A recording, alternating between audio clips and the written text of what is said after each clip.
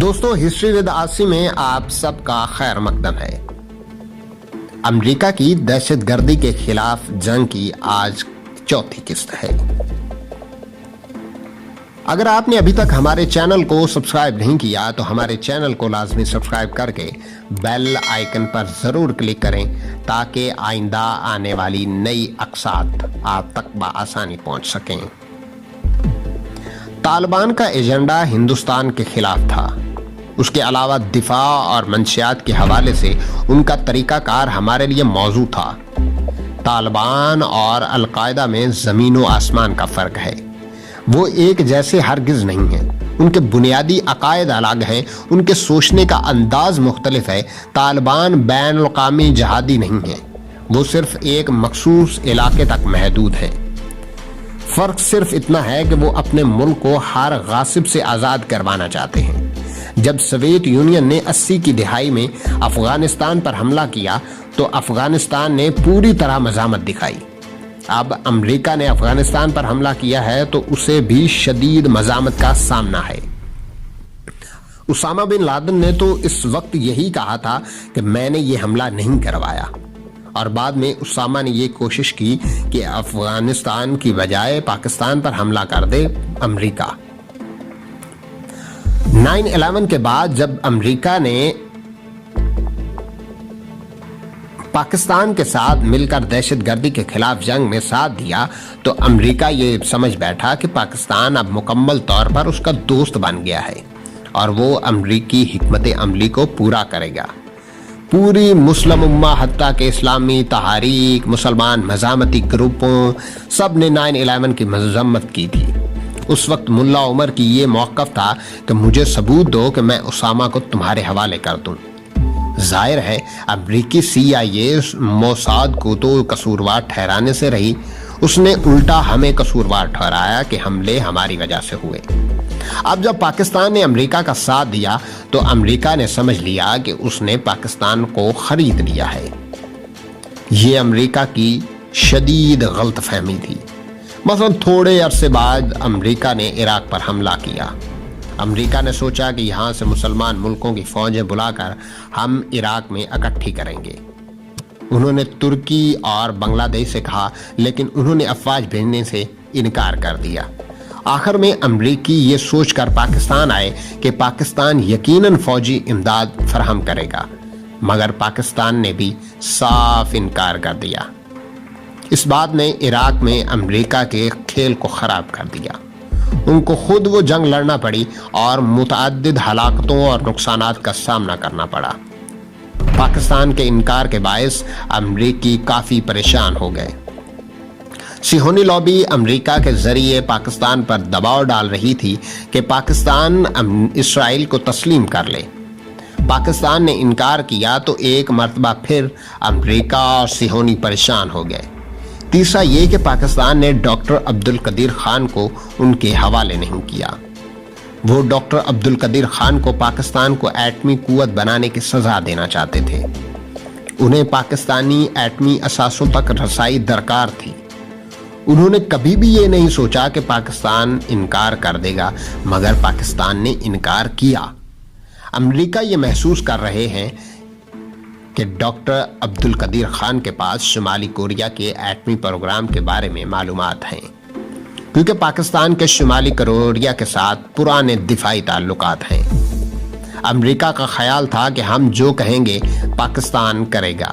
پاکستان نے ڈاکٹر عبدالقدیر خان کو امریکہ کے حوالے نہ کر کے ان کے ایجنڈے کو شدید چوٹ لگائی۔ ہم نے عراق میں فوج نہیں بھیجی، نہ ہم نے اسرائیل کو قبول کیا اور نہ ہی ڈاکٹر عبدالقدیر خان کو ان کے حوالے کیا۔ ہم نے انہیں شمالی کوریا کی طاقت کے بارے میں کچھ نہیں بتایا۔ شمالی کوریا ایک ایسا چینی اثاثہ ہے جسے امریکہ کو پریشان کرنے کے لیے چینیوں نے آگے کیا ہوا ہے۔ شمالی کوریا کی طاقت کا امریکہ کو پتہ چل جانے سے چین کی خود مختاری خطرے میں پڑتی ہے۔ پاکستان کے حوالے سے امریکہ کا خیال تھا کہ وہ امریکی اور ایٹمی اور میزائل پروگرام بند کر دے گا، مگر پاکستان نے اپنا ایٹمی اور میزائل پروگرام بند نہیں کیا، جبکہ پاکستان افغانستان میں ان سے پورا تعاون کر رہا ہے۔ ان کے ساتھ پاکستان کا ایٹمی اور میزائل پروگرام بھی شب و روز ترقی پا رہا تھا، اور اب ہمارے پاس ایسے میزائل ہیں جو اسرائیل اور دوسرے ممالک اور خطے میں موجود امریکی مفادات کو نشانہ بنا سکتے ہیں۔ دہشت گردی کے خلاف جنگ میں پاکستان کے کردار کی وجہ سے امریکہ مجبور ہے کہ ہر سال یہ گواہی دے کہ پاکستان کا میزائل پروگرام محفوظ ہے۔ ڈاکٹر عبدالقدیر خان کا واقعہ پاکستان کے لیے ایک مستقل مسئلہ تھا، مگر اس وقت کے اخبارات اور جرائد کو پڑھیں تو تمام صہیونی اثاثے جو پاکستان یا اس کے باہر تھے، انہوں نے ایک ہنگامہ برپا کر رکھا تھا کہ پاکستان پر حملہ ہونے والا ہے۔ ہمیں ڈاکٹر عبدالقدیر خان کو ان کے حوالے کر کے اپنا ایٹمی پروگرام ترک کر دینا چاہیے، اور یہ کہ پاکستان کو اپنے میزائل پروگرام پر بھی سمجھوتا کر لینا چاہیے۔ ذرائع ابلاغ نے یہ سب کچھ اچھالا اور اس کو پوری دنیا میں پھیلا دیا۔ اس وقت مختلف ماہرین اور تجزیہ نگار جو پاگل پن کے دورے میں مبتلا اور دیوانے ہو چکے تھے، انہوں نے یہ دباؤ ڈالنا شروع کر دیا کہ پاکستان ہتھیار ڈال دے۔ ڈاکٹر عبدالقدیر خان کو ملک سے باہر سفر کرنے کی اجازت نہیں دی گئی، کیونکہ موسیٰ دان کو اغوا کر لیتی یا مروا دیتی۔ لیکن زیادہ امکان یہ ہے کہ اب مغربی ممالک ان کو مارنا نہیں چاہتے، بلکہ ان سے شمالی کوریا کے بارے میں ایٹمی معلومات حاصل کرنا چاہتے ہیں۔ مشہور واقعہ ہے کہ ایک اسرائیلی شہری جس کا نام ونونو تھا، اس نے اسرائیل کے ایٹمی راز فاش کر دیے تھے۔ 80 کی دہائی میں ایک آبدوز کے ذریعے اس کو روم سے اغوا کر لیا گیا۔ 2004 میں ونونو 18 سال جیل میں گزار کر رہا ہوا۔ اس طرح وہ فلسطینی جو انہیں مطلوب ہوتے ہیں ان کو وہ اغوا کروا دیتے ہیں یا قتل کروا دیتے ہیں۔ اس وجہ سے ڈاکٹر عبدالقدیر کے ضمن میں بھی یہ خطرہ موجود ہے، اور امریکہ اس وجہ سے کافی پریشان ہے کہ ہم نے ڈاکٹر عبدالقدیر کو ان کے حوالے نہیں کیا۔ یقیناً اس کی وجہ سے ان کی فوج چین کے بارے میں بنائی ہوئی پالیسی اور کھیل بگڑ گیا ہے۔ اب امریکی ایک عرصے سے یہ دباؤ بھی ڈال رہے ہیں کہ ہم چین کے ساتھ اپنے تعلقات ختم کر کے نیٹو کے کیمپ میں آ جائیں، کیونکہ انہیں خطرہ یہ بھی ہے کہ اگر پاکستان چینی قیادت میں ایک کیمپ میں چلا جاتا ہے اور ایک اجتماعی دفاع انتظام میں آ جاتا ہے تو پاکستان اس بلاک میں آ جائے گا جو چین، روس اور پاکستان پر مشتمل ہے، جو ایشیائی ایٹمی طاقتوں کا بلاک کہلائے گا۔ شنگھائی کو آپریشن آرگنائز کے اندر پاکستان اور ایران آبزرور یعنی مشاہداتی اراکین ہیں، اس لیے امریکی ہمیں نیٹو کے ساتھ کے طور پر لینا چاہتے ہیں۔ پاکستان نے چین کو گوادر کے ذریعے جو تجارتی راستہ فراہم کیا ہے وہ بھی پاکستان دشمن عناصر کے لیے لمحہ فکریہ بنا ہوا ہے۔ امریکہ نے چین کی تجارت روکنے کے لیے پوری حکمت عملی تیار کر رکھی تھی۔ دراصل وہ شمال میں کراکرم ہائی وے کو منقطع کر کے پاکستان چین تعلقات کو ختم کرنا چاہتے ہیں۔ امریکہ کے دوست ہونے کے باوجود پاکستان نے ایران کے ساتھ اپنے تعلقات کو از سر نو مرتب کرنا شروع کیا۔ ایران کے ساتھ ہمارے تعلقات ماضی میں بہت زیادہ قریبی نہیں ہیں۔